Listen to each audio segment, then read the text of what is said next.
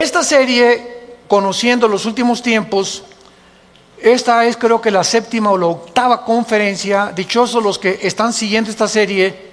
Estamos introduciéndonos en este libro maravilloso, porque no cabe duda que a través de la historia, las preguntas más relevantes que los cristianos han hecho es: ¿cuándo regresa Jesucristo?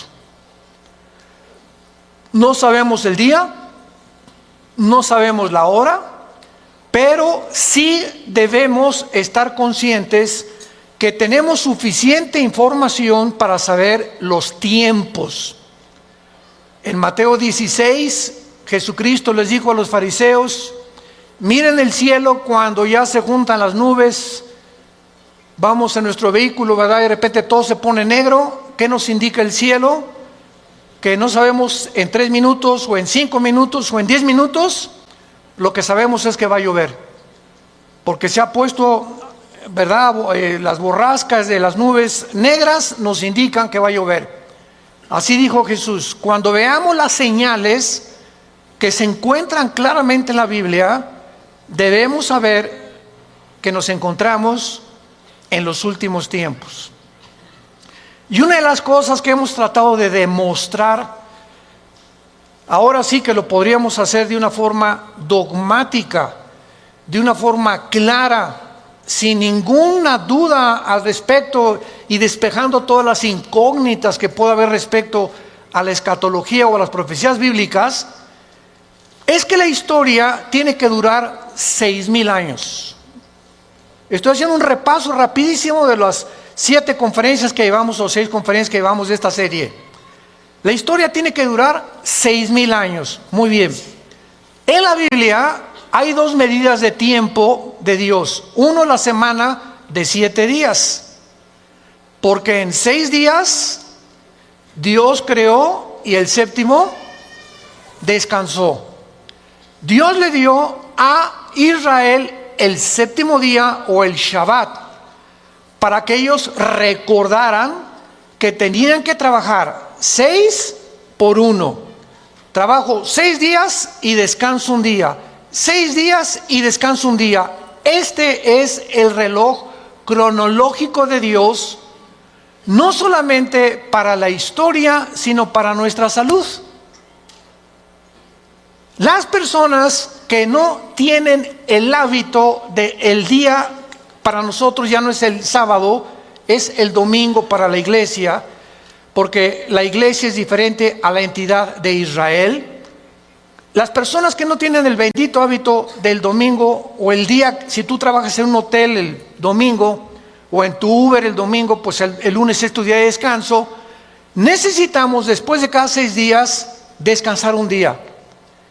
Y esta es la razón, damas y caballeros, familia de Dios, por la cual la enfermedad número 1 del siglo XXI, de acuerdo a las clínicas más prestigiadas médicas, como la clínica Mayo en Rochester, el Hospital Hopkins de Estados Unidos, las clínicas de Inglaterra, concluyeron hace 3 o 4 años que el factor denominador principal de los problemas mentales y físicos del ser humano en el siglo XXI, ¿cuál creen que es la causa?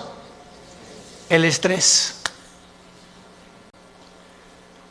Parece ser que ahorita la mayor parte de la gente está llena de ansiedad. Hay muchísima ansiedad en los seres humanos. Están inciertos del futuro, de si el seguro social, si se muere mi esposo, si se va mi hijo, si se va mi hija, si me deja mi novia o mi novio, o del gobierno. Pero está en una tensión el mundo actualmente de ansiedad, que por las guerras nucleares, las amenazas del petróleo, las amenazas de la caída del peso, en fin, hay cientos de factores que pueden entrar a tu vida y quitarte la paz. La paz es el antídoto de la ansiedad. Y es increíble que hace 2000 años Jesucristo nos haya dado la medicina para el siglo XXI. Mi paz les dejo, mi paz les doy. ¿Qué es esa paz? Es un sentimiento de seguridad, de tranquilidad dentro de mí, en mi alma, que todo está bien. Que hay falsos profetas, falsos predicadores, que se cayó el peso, el dólar, que la revolución. No importa lo que pase a nuestro alrededor, estamos aquí dentro con una seguridad que Dios está al control. ¿Ya oíste esto en el radio, en la televisión? Deja que pase esto en el gobierno, deja que pase esto, deja que pase lo que tenga que pasar en el mundo, va a pasar. Tú ten paz. Estate tranquilo. Porque si no tenemos esa paz y esa tranquilidad en nuestra vida, no es cierto que creemos en Dios. Tu cristianismo es una religión nada más. Sin fe es imposible agradar a Dios. Tú puedes ser muy activo y por acá y por allá, y repartir y hasta hablar de Cristo, lo que tú quieras, pero si en tu alma tú no eres una persona que tienes paz, que te acuestas y no tienes necesidad de chochos, ni de pastillas, ni de un trago de alcohol para dormirte, o que no te despiertas a las 2 de la mañana como león enjaulado para acá y para allá, y prendes el cigarro, ¿y qué voy a hacer? Si eres una persona que te llamas cristiana y estás experimentando este tipo de vida, no es cierto que crees en Dios. Dice Santiago capítulo 2, tú dices que crees, los demonios también creen y te ganan, porque tiemblan. Pero no basta creer y decir intelectualmente creo que Jesús nació en Belén y creo que leí la palabra de Dios. Demuéstralo, porque es la justificación que se llama. Las obras justifican la fe, o sea, las obras no nos salvan, pero tu manera de vivir y de enfrentar la vida demuestra que realmente has nacido de nuevo. Que esa es la fe que salva. Ese estado que tú tienes de tranquilidad, de paz. Se fue mi hija, bueno, ya se fue, mi hijo ya se fue, ya pasó aquello, no lo voy a hacer regresar. Puedo estar como leona enjaulada en la noche. ¿Dónde se fue mi Pepita y mi Chencho? Etcétera, etcétera. Pero tengo paz porque no los puedo controlar yo. Todo está en las manos de Dios Padre, echando toda nuestra ansiedad sobre Él. Señor, vengo a la cruz, ahí está mi hijo, Padre Santo, yo no lo puedo cambiar. Mi matrimonio yo no lo puedo cambiar. Mi negocio yo no lo puedo cambiar. Señor, todo está bajo tu control. Yo quiero tener paz. La vida es bien corta y tenemos que estar tranquilos. Por nada estén afanosos. Es una orden en imperativo. En el original, el gramatical griego, por nada estés afanado. Es una orden del cielo. Si no sean conocidas tus peticiones delante de Dios, con toda oración y con súplica. ¿Y qué pasa? ¿Qué dice Filipenses 4, 6 y 7? Y la paz de Dios, que sobrepasa todo entendimiento, guardará tus pensamientos y tu corazón en Cristo Jesús. ¿No tienes paz? Porque no te hincas. La paz viene cuando alguien se hinca y en lugar de escaparse por la puerta falsa, no, pues así son todas las mujeres, y no, esto y el otro, y por aquí, por allá, y a ver, compadre, vámonos a la cantina y vamos a ponernos. Y cuando recurrimos a la puerta falsa y sobre todo al alcohol, que el alcohol es el que le abre la puerta al animal que traemos dentro, cuando tú te pasas de 3, 4 copas de alcohol, le abres la puerta a la jaula, a un animal que traemos dentro, y vas a decir cosas, y vas a pensar cosas, y vas a hacer cosas que nunca hubieras hecho en tus 5 sentidos. Porque el alcohol nubla la razón y el entendimiento. Una muchacha que acepta tomarse 2 copas con su novio, ya perdió. Cuídate cuando tengas un novio que te da alcohol. Porque es la manera más fácil de doblegarte, de debilitar tu voluntad. Y tenemos que estar alertas, sobrios, porque el tiempo se acerca. Muy bien, ya los regañé. Veamos ahora la palabra de Dios. Una tercera parte de la Biblia es profecías. El 33% de la Biblia está compuesta de profecías bíblicas. Ahora, muy bien, hay dos eventos proféticos en la Biblia, dos principales eventos que van de la mano. Se van a sorprender de esto. Dos cosas proféticas, dos eventos proféticos. Uno ya sucedió, y porque ya sucedió, el otro tiene que suceder, porque los dos van de la mano. El primero es el renacimiento de Israel, el 14 de mayo de 1948. Es el primer evento profético que se tenía que cumplir para que se cumpliera el segundo evento profético, que es el más importante para todos nosotros, y me refiero al arrebatamiento de la iglesia, al rapto de la iglesia. Si Israel no hubiera regresado a su tierra en 1948, el rapto no podría suceder, porque para que sucediera el rapto, primero Israel tenía que estar en su tierra. Ahora, ¿por qué estos dos eventos van de la mano? Porque son los dos eventos más milagrosos de los últimos tiempos. ¿En qué sentido?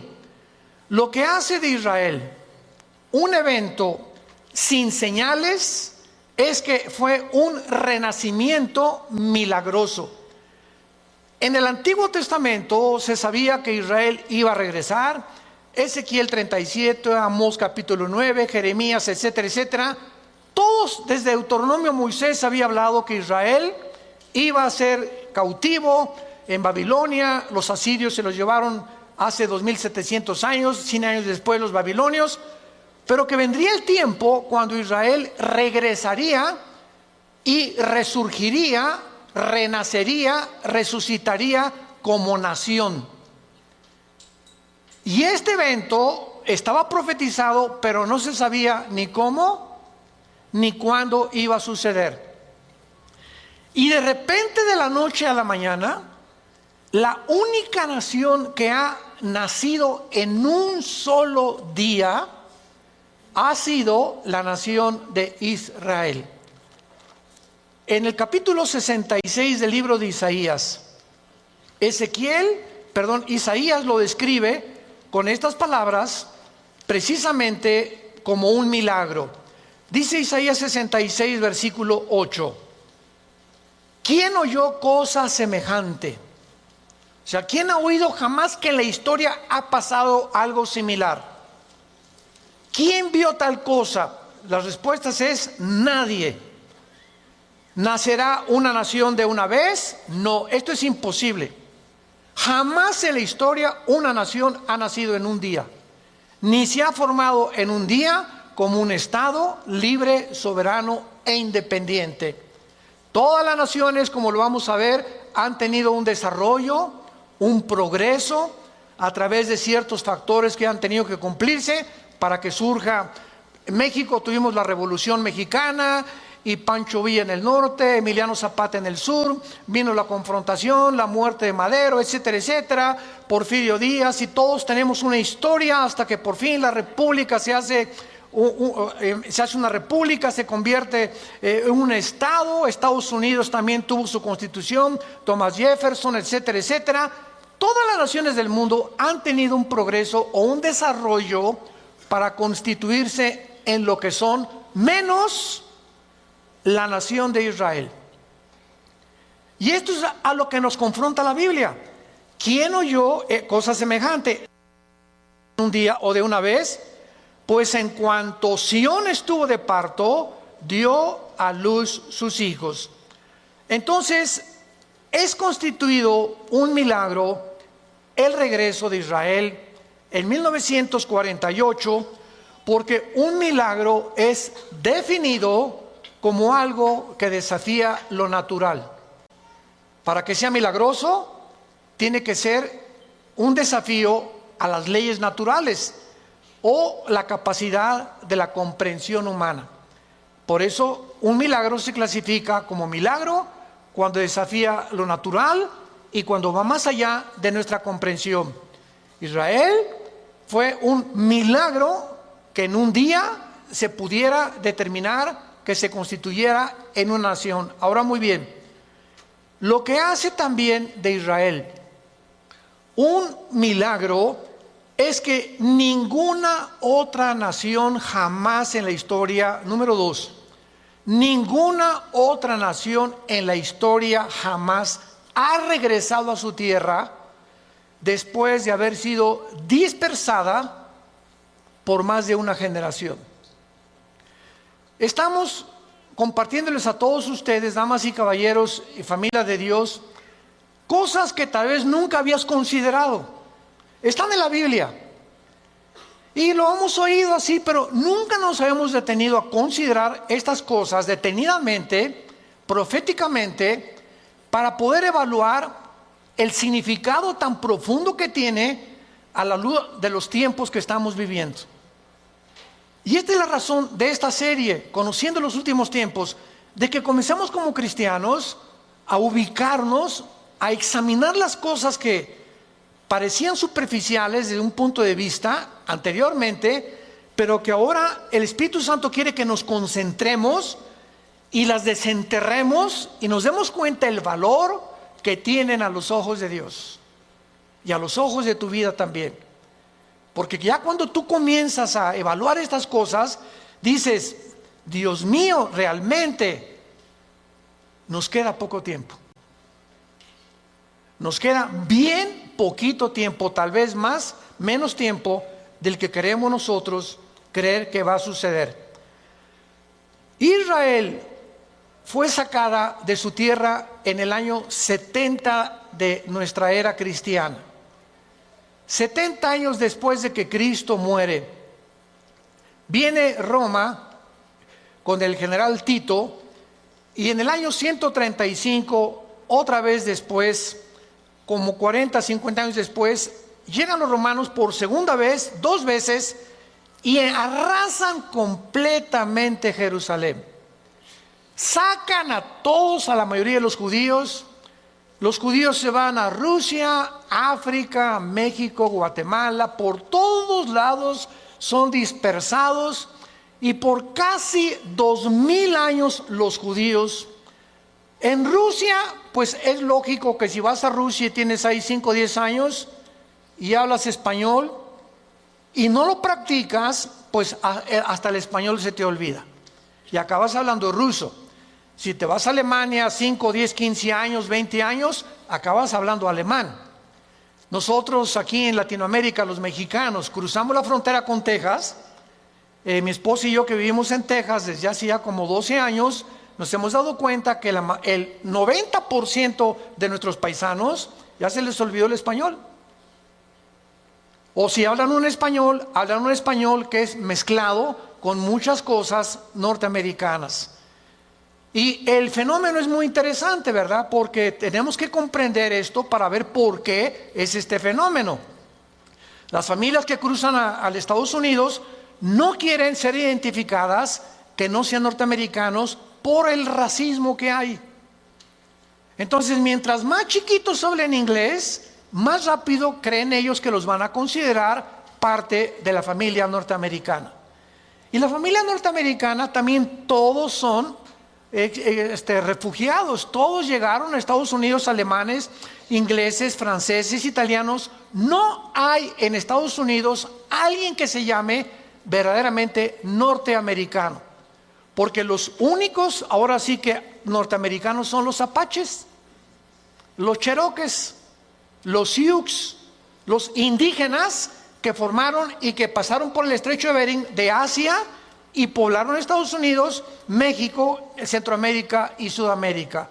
Así fue como todo el mundo indígena de Estados Unidos, Canadá, hasta la Patagonia llegaron, porque todos vienen de Sem. de acuerdo al segundo hijo de Noé. Entonces, no quieren sentirse que son de otra nación y aprenden el español, lo que tú quieras y digas, y aprenden el inglés. Los judíos, 2000 años exiliados en el mundo. Nunca se les olvidó su idioma, nunca fueron absorbidos por ninguna nación, porque acuérdense ustedes que al pasarte a otra nación, te adaptas a la cultura de esa nación, pues para desarrollarte mejor socialmente también, más rápido aprendes sus historias, su cultura, etcétera, etcétera, porque es lo que nuestros hijos van a aprender también. Pero los judíos, en cualquier lugar a donde fueron del mundo, jamás olvidaron su religión, su adoración, ni su idioma. Y cuando las Naciones Unidas, por fin, sacan del Medio Oriente a los ingleses, en 1923, el general Allenby llega a Jerusalén y saca a los últimos musulmanes, que era el imperio turco, otomán turco, se declara a Israel el 14 de mayo de 1948, el Estado libre, soberano e independiente en un solo día. A las 5:30 de la mañana nombran a David Ben Gurión, el primer ministro de Israel, y ante los ojos del mundo entero, después de la masacre de los nazis, se dan cuenta que ellos tenían el deber y la calidad moral para regresar a vivir a su tierra. Y esto es maravilloso porque cuando llegan ellos a Israel el 14 de mayo de 1948, lo vamos a ver más adelante. Estoy dándoles una síntesis rápida. ¿Por qué en 1948? ¿Acaso Dios tiene coincidencias o cayó de chiripazo que fuera en el 48? ¿Por qué no en el 47? ¿O por qué no en el 49? Cada fecha que Dios tiene en la Biblia es significativo. Escuchen esto. De Adán a Abraham, 1948 años. Abraham es el padre de la nación judía. De Adán a Abraham, Abraham nació en el año 1948 desde Adán. De Cristo al nacimiento de Israel, 1948 años. ¿Ustedes creen que son coincidencias? Esto es impresionante. Tanto el padre que funda Israel como la fundación final de Israel es exactamente en los 1948 años que Dios había determinado que esto sucediera. Entonces, todos estos factores que estamos analizando, nos damos cuenta que es algo que tenía que cumplirse. Y para terminar con esto, en el libro de Amós, capítulo 9, hace 2600 años, señores ateos, agnósticos, escépticos, la Biblia está llena de fantasías y que leyendas, etcétera, etcétera. No hay un solo escritor, un solo pensador, un solo filósofo, alguna persona pseudocientífica o científica que se haya atrevido a decir: la Biblia tiene errores, sin haberlos él comprobado. Lo que tú oyes en tu escuela, Adán y Eva fueron leyendas, esto es leyenda, muchas contradicciones. Toda la gente que tú oigas hablar, o en tu familia o amistades de la Biblia, ¿sabes por qué dicen lo que dicen? Porque si una mentira se repite 100 años, se acaba aceptando como una verdad. Les voy a dar un ejemplo para no ir tan lejos. Hace algunos meses o algunos años se llegó a comenzar a propagar que la tierra es plana y comenzaron a bombardear las redes sociales que la tierra es plana, que la NASA engañó y que había pruebas y por aquí, por allá, y nos comenzaron a dar a mí. Yo dije: ¿están fumando marihuana ahora ya todos? ¿Cómo es posible? Y llegaron yo tengo amigos míos que llegaron preparados. Oye, Armando, es que es verdad, nos engañaron. Le digo, mira, por el amor de Dios, simplemente ve un eclipse lunar. Ve un eclipse lunar nada más para comprobar que la Tierra no es plana. Ahora pregúntale a cualquier piloto, pregúntale a cualquier astronauta. Las fotos que se han tomado desde Marte, desde Luna, son falsificadas. ¿Quién lo dijo eso? La revista El Calimán. Increíble. Pero vean cómo llegamos a aceptar cosas que son científicas. Ya no digamos del carácter espiritual o filosófico religioso, cosas que son científicas. Llegamos a atacarlas y a tratar de cambiar para poder introducir mentiras. Y sabemos quién es el padre de la mentira. Juan 8:44, Satanás. Llegar a confundir completamente las mentes. Y en un momento con los estudiantes ya de secundaria, pues ¿qué es verdad entonces? Lo que nos enseña, lo que no nos ha enseñado. Ahora, con que la tierra es plana, ¿será cierto? ¿Será melón, será sandía? ¿Será, ya sabes? Ese es el mundo en que vivimos. En Amós 9, versículo 14 y 15, hace 2600 años. ¿Hace cuánto? 2600 años se escribió esta profecía. Y si trajiste tu Biblia, ahí apúntale en tu Biblia, junto, 14 de mayo de 1948. Y traeré del cautiverio a mi pueblo Israel. La primera profecía es que ellos no se iban a quedar exiliados durante toda su vida. Llegaría el momento, sin decir cuándo, ni cómo, ni dónde, que Israel regresaría a otra vez recobrar su identidad como nación. Número 2, vean todas las profecías en 2 versículos. Número 2, cuando llegaran iban a edificar las ciudades asoladas y las iban a habitar, a plantar viñas y beber el vino de ellas, a hacer huertos y comer el fruto de ellos. En segundo lugar, cuando Israel regresó en 1948, no había un solo árbol. Un solo árbol no había en Israel, era un desierto. ¿Cómo puedes tú hacer que prospere la tierra y produzca vegetación en un desierto? Pero la Biblia dice que cuando ellos regresaran, iban a comenzar a levantar ciudades y a plantar árboles. En 1950 y 52, 2 o 3 años después de que Israel regresó, plantaron 6 millones de olivos. En la obra de la ingeniería hidráulica más portentosa del siglo XX, escuchen, desde la última de las maravillas del mundo, los jardines colgantes de Babilonia, del rey Nabucodonosor, hasta 1950, nunca había habido una obra tan portentosa que era casi, nadie se podía imaginar que se podía lograr. Lo hicieron los judíos para que se cumpliera la segunda profecía. Ahorita hay más de 12 millones de árboles plantados en Israel. Impresionante.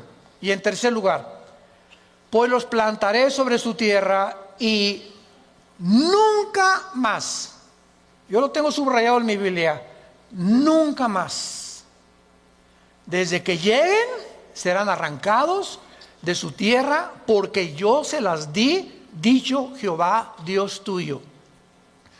Cuando nosotros vemos la concentración de la Biblia de la nación de Israel, lo primero que mucha gente se pregunta es, ¿y por qué Israel? ¿Y por qué no México? ¿O por qué no Francia? ¿Qué son especiales los judíos? Ay, sí, ¿y por qué no los italianos? ¿O por qué no los rusos? Mira, simplemente Dios es soberano.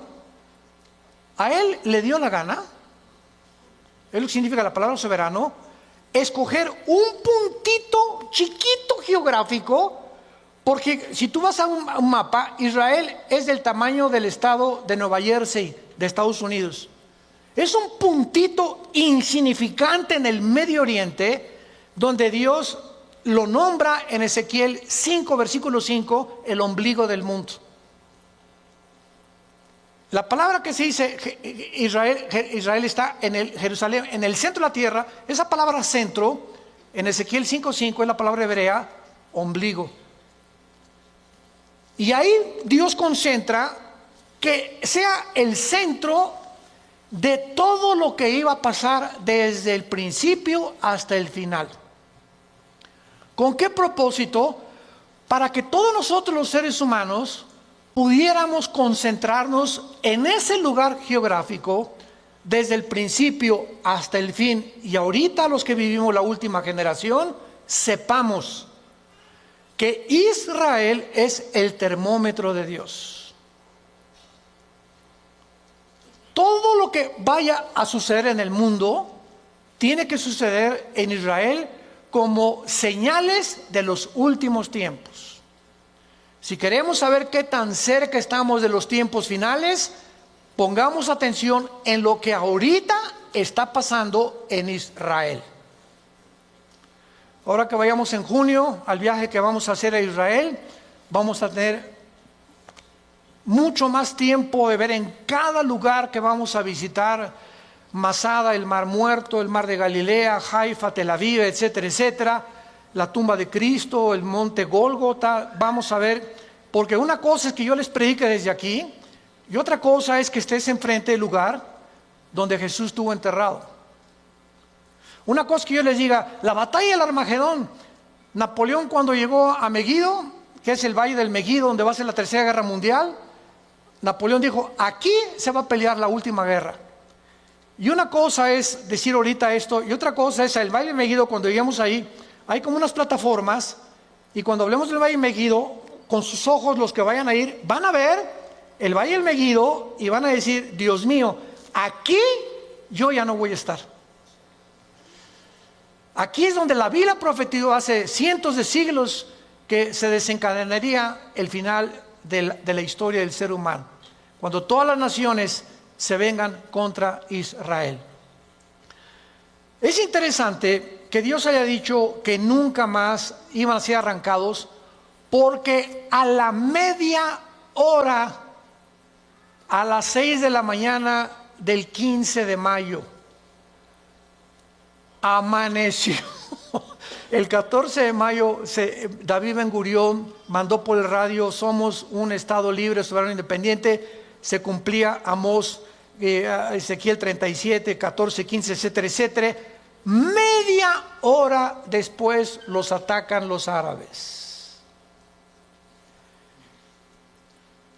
1957, 56-57, viene la Segunda Guerra de las naciones que los rodean, que son Libia al norte, Siria al norte, Irak, Jordania y Egipto. Son las naciones que hacen frontera con Israel. Los atacan y llega la famosa Guerra de los 6 días. 6 de junio de 1967.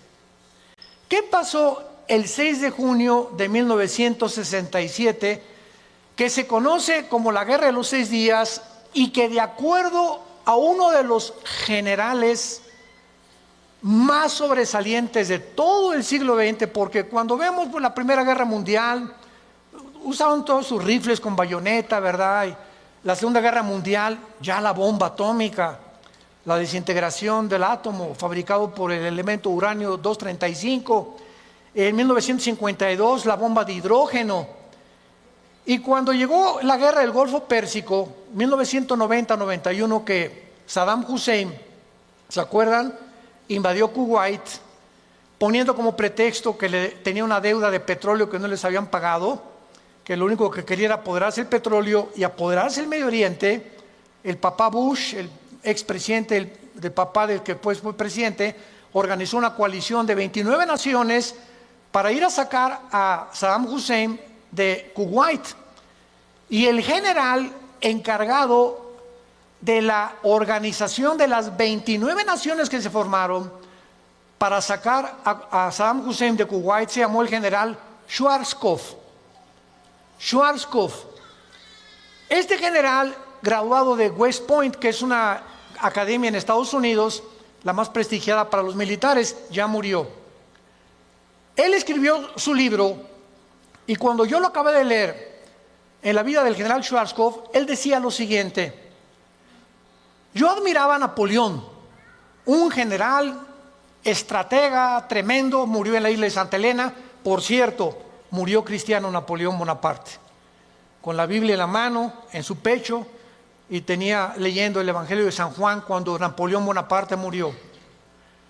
Alejandro el Magno, dijo el general Schwarzkopf, las falanges de Alejandro el Magno, los griegos inventaron las lanzas altísimas, y entonces cuando venían los caballos, la caballería de Alejandro, las ponían así en el suelo y no los veían el ejército, y ya cuando venían las levantaban y se ensartaban en las lanzas, y se volvió invencible Alejandro el Magno con esta estrategia militar. Y el general Schwarzkopf dijo lo siguiente: ni Napoleón, ni Alejandro, ni Aníbal, ni ningún otro militar estratega de la historia he conocido que haya podido estar en una guerra como la de los 6 días. ¿Qué pasó en la guerra de los 6 días que se considera por el general Schwarzkopf y ahora en los libros de la milicia como uno de los milagros más grandes que ha habido de una confrontación en la historia humana? Fue lo siguiente: el 6 de junio de 1967, el presidente de Egipto, Abdel Nasser, junta al presidente de Jordania, al de Siria, al de Libia, en una reunión, al de Irak: vamos a destruir a Israel. Somos 15 millones más que ellos, o 20 millones aproximadamente más que ellos. Ahorita les doy la proporción. Vamos a juntarnos, extirpemos este problema ya y echémoslos al mar Mediterráneo. Entonces se juntaron todas las naciones con frontera con Israel el 6 de junio, y el día 7 de junio un sargento israelí intercepta a un mensaje de un sargento iraquí de un tanque de guerra preparando la invasión contra Israel. Israel, desde entonces hasta nuestros días, escuchen, no hay aviación más poderosa que la que tienen los judíos actualmente. Son los mejores pilotos del mundo, más que los norteamericanos en los F-16, F-15, más que los MiG rusos, más que los aviones ingleses. No hay nadie ahorita en el siglo XXI que tenga una fuerza aérea tan poderosa como los judíos. En 1967 no tenían los F-35 que tienen ahorita. Imagínense nada más, que ya son unos superaviones de combate. Vamos a Israel y vamos a ir, están las 24 horas patrullando el espacio aéreo. Las 24 horas. ¿Y dónde creen que tienen los aeropuertos? No va a ser en Tel Aviv, ahí vamos a aterrizar, ahí aterrizan todos los vuelos internacionales, los tienen debajo de la tierra. Hay por todo Israel túneles impresionantes de donde salen los aviones. Y los cierran y los tapan, los camuflajean. Bueno, 6, 7. El 8 de junio, los pilotos judíos se suben a 6 aviones. Y a las 5 de la mañana, cuando los egipcios estaban dormidos, y los jordanos estaban dormidos, y los sirios estaban dormidos, en los 6 aviones los judíos destrozan toda la aviación de Egipto, la aviación de Jordania, la aviación de Siria, en menos de 1 hora. Una vez que acaban completamente con toda la aviación de todos sus enemigos en un día, desde arriba del aire, ahora ellos controlan el aire. Y el que controla el aire, controla la guerra. ¿Hay alguna relación espiritual? Cuando usamos la oración, que es desde el aire, controlamos la tierra. Cuando tú oras, te elevas a la dimensión espiritual para que tu hijo sea protegido, para que tu matrimonio sea protegido. Bueno, esto solamente es una similaridad que quiero usar, ¿verdad? Pero una vez que dominamos el aire, podemos dominar la tierra, porque en todo hay enseñanzas espirituales. Entonces los judíos destrozan completamente toda la artillería, para no hacérselas más largo. El sexto día de la guerra, los judíos habían entrado a la península del Sinaí. Habían llegado a las colinas del Golán, que es la frontera con Siria, al norte del mar de Galilea. Toda la franja de Gaza era de ellos, y el banco oriental, donde es ahorita Jericó, lo que es Judea en el Antiguo Testamento. El sexto día, la Liga de Naciones, en aquel tiempo que se convirtió en las Naciones Unidas, les mandó un recado al general Moshe Dayan, porque también llegaron por primera vez en 2000 años a la ciudad de Jerusalén. Reconquistaban la ciudad de Jerusalén y le dijeron al general Moshe Dayan: ya párale, deténganse, porque si no va a haber un conflicto mucho mayor. ¿Saben por qué terminó la guerra en 6 días? Porque el séptimo tenían que descansar.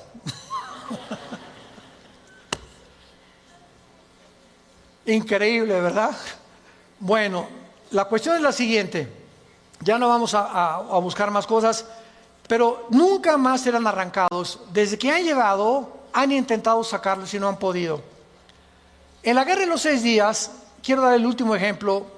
Todos ustedes que les interesan las matemáticas, hay una ley que se conoce como la ley de las probabilidades. Y dentro de la ley de las probabilidades existía esta supuesta probabilidad. Ahorita somos aquí como 1000 personas, 1300 personas aproximadamente. ¿Qué pasaría si tendríamos 20 rifles?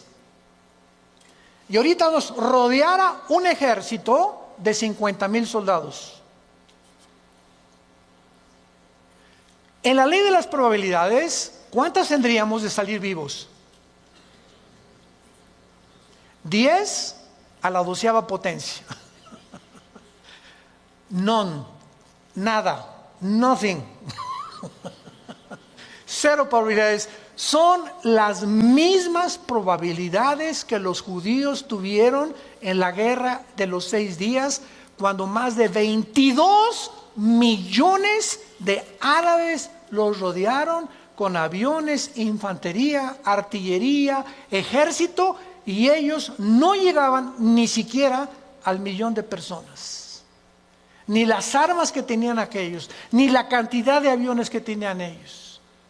Por eso se considera, y se sigue considerando, nunca más serán arrancados, porque todo lo que sucede en ese punto geográfico del mundo es milagroso.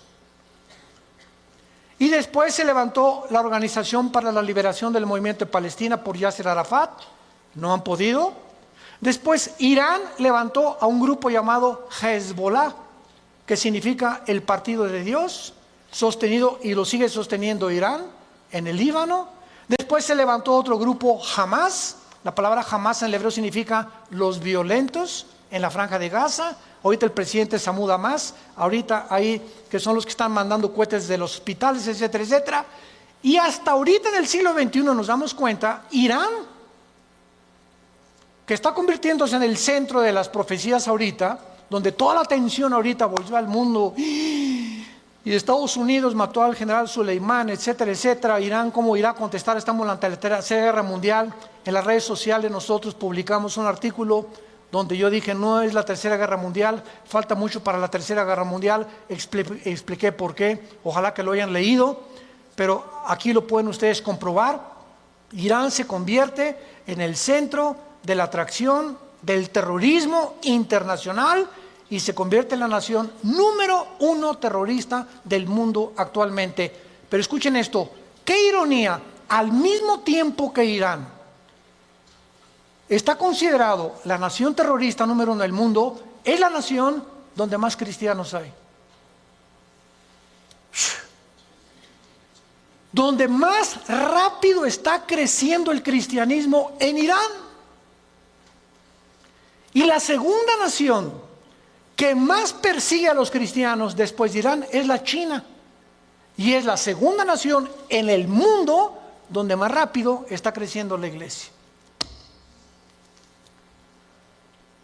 Esos son los caminos y los pensamientos de Dios.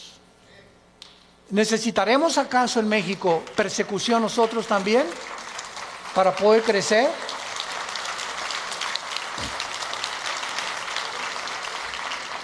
Ahora, de acuerdo a las profecías bíblicas, que ya no quiero adentrarme más, lo vamos a seguir viendo en esta serie, en Jeremías 49, del 32 en adelante, hace 2500 años, el profeta anunció con una palabra que es y que se usa en Jeremías 49, del 32 en adelante, Elam. Elam. Llegando a tu casa hoy, vean ustedes qué increíble es la Biblia. Busca un mapa de Irán. Irán tiene frontera con el Golfo Pérsico, con el estrecho de Hormuz, donde el 25% del petróleo de Kuwait, de Yemen y de Irak y de Irán atraviesan diariamente con más de 18 millones de barriles de petróleos para surtir a Europa y al occidente.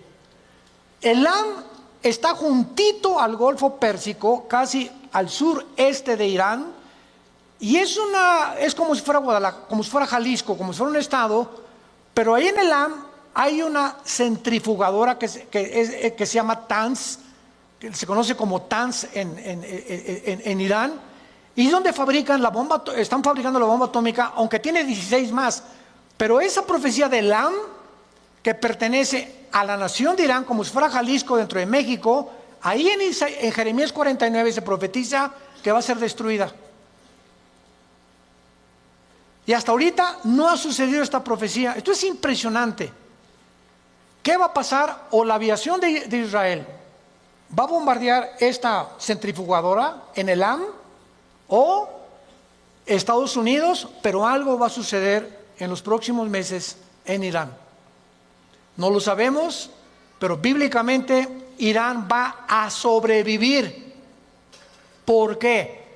Porque en Ezequiel 38 y 39, en el Antiguo Testamento, es la última profecía en el Antiguo Testamento de la invasión de Rusia. Irán aparece en la Biblia.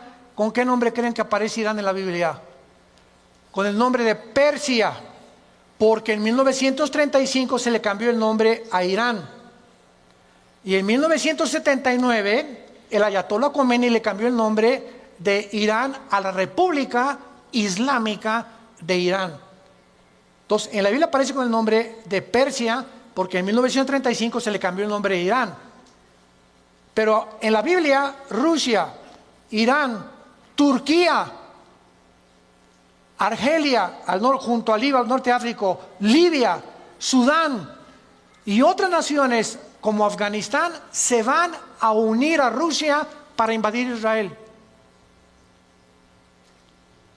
Entonces, si Persia, si Irán aparece en Ezequiel 38, versículo 4 al 6, como aliado de Rusia para invadir Israel, significa que ahora este bombardeo de la centrifugadora en Elam va a ser el principio o lo que desencadene una guerra en el Medio Oriente. Pero una guerra nuclear no la habrá hasta después. Van a ser guerras que van a afectar el petróleo, van a afectar muchas cosas. Va a haber otra guerra en el Salmo 83, que va a ser antes de Ezequiel 38, donde las naciones con frontera con Israel, árabes van a atacar a Israel.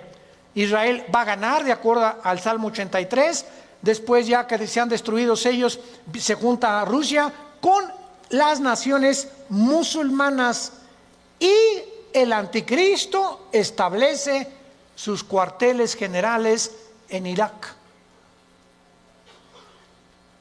Irak se va a convertir en el centro del control del anticristo del Medio Oriente y de Europa.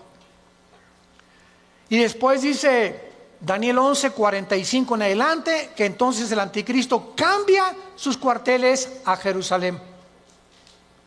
Cuando les permite a los judíos reconstruir su templo, entra a los 3 años y medio a violar el templo y se desata la batalla final del mundo, el Armagedón, donde varias naciones no están de acuerdo con el anticristo, se juntan ahí en el Megido, y antes de que Israel sea destruido, Jesucristo, dice Mateo 24:29 adelante, verán la señal del Hijo del Hombre viniendo en las nubes con todos nosotros, con gran poder y gloria, para establecer su reino milenial en este mundo. Y la pregunta es, ¿estás tú preparado para ese día? Nosotros ya no vamos a estar en la mayor parte de estas guerras, vamos a ver algunas, pero estamos en el principio de los dolores. Explosión volcán, se aventó el Popo, 100 tantas erupciones, fumarolas hace una semana, en Filipinas, otro volcán, y todo Australia, casi el 70% quemándose, California quemándose, inundaciones, tsunamis. 1 billón de animales murieron en Australia. 1 millón de animales han sido extinguidos actualmente en el mundo.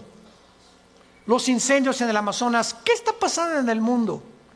Los climas ya no son climas, ya no hay primavera, verano, otoño, invierno. Santos de Dios, familia de Dios, abramos los ojos. Ya abre los ojos y ve la realidad del mundo que estamos viviendo, que son campanadas del cielo anunciándonos, vengo por ustedes. Me fui a preparar lugar para ustedes, pero les prometí que vendría por ustedes. Y no solamente se van a ir con Jesús aquellos que dijeron que creían en Él, porque dice Mateo 7, vendrán muchos diciéndome, y yo les diré, cuando me digan, echamos demonios, hablamos lenguas, hicimos milagros, le hacíamos a la gente, uff, y se caían al suelo, y tumbábamos a la gente, y les diré, nunca los conocí, porque el cristiano no es conocido por lo que hace, ni por los dones. El cristiano es conocido por el fruto. Los dones y los milagros se pueden imitar, pero el fruto del cristiano no se puede imitar. Y el primer fruto del cristiano es el amor, el gozo, la paz. ¿Tienes ese amor por tu familia, por tus hermanos en Cristo? ¿Tienes ese amor por la obra de Dios? Que crezca, que el evangelio sea predicado. ¿Tienes ese gozo en tu vida, levantarte contento? Aleluya, gloria a Dios. Jingle bells. Aunque no sea Navidad, que suenen los cascabeles. ¿Tienes esa paz en tu vida? Esa es la evidencia que eres hijo de Dios. Y estarás listo cuando Él venga por la novia y tengas tu lámpara llena de aceite y nos vayamos con Él. Te damos gracias por tu palabra en esta mañana, Señor. Soberano de los cielos y de la tierra, creador de todo lo que existe, porque todo lo que existe lo hiciste con un propósito, para que admiráramos tu creación y supiéramos que eres un Dios maravilloso. Hemos vencido al maligno. Mayor es el que está dentro de nosotros que el que está en el mundo. El mundo habla sus cosas y el mundo los oye. El que me oye, oye la voz de mi Hijo Jesucristo. Muchos de ustedes les invitamos en este momento a abrir sus vidas, su corazón, a la persona del Hijo de Dios, a Jesucristo. Si no lo tienes en tu vida, si tú no estás seguro de tener a Cristo en tu vida, dile estas palabras con todo tu corazón: Señor mío y Dios mío, te pido perdón por mi vida, por mis pecados. Y creo que en esa cruz pagaste con tu sangre por ellos. Y te pido que en este instante entres, me laves, me perdones y me transformes en la persona que tú quieres que yo sea. Con ese poder en el Espíritu Santo que me darás, por el cual seré sellado hasta el fin y sabré que te pertenezco y que ahora te puedo llamar Padre Santo que estás en el cielo. En el nombre de Jesús. Amén. Vida Nueva para el Mundo y Dr. Armando Alducin Ministries presentaron El Poder de la Palabra de Dios.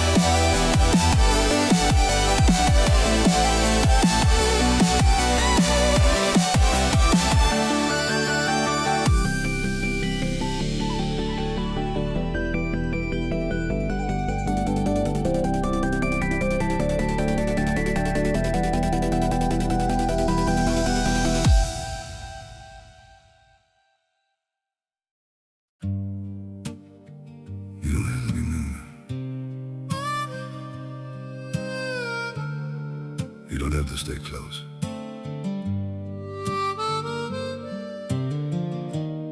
As long as you're somewhere out there,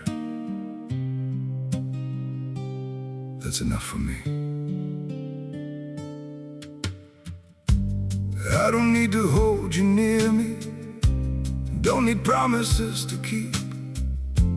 Just the thought that you are breathing somewhere in this world I see. Even if I'm not beside you, even if you never know, there's a quiet kind of comfort just in knowing you still glow. I don't need forever, I just need you to exist. You don't have to stay with me, you don't have to feel the same.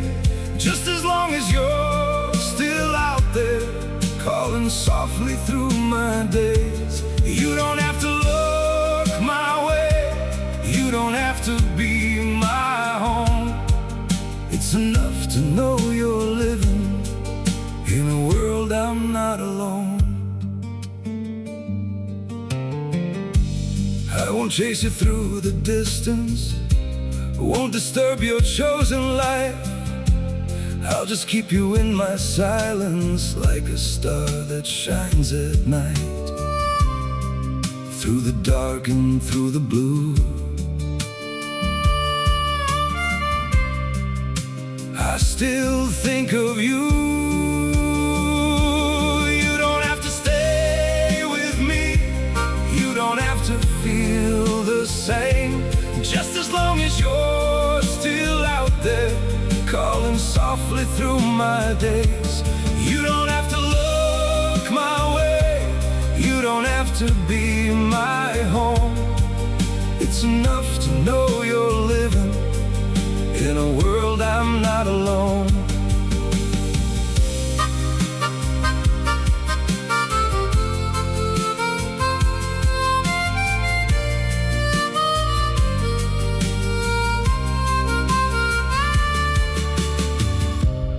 I don't need to be your light, I don't need to cross your mind. All I need is just the truth, that you're somewhere still alive.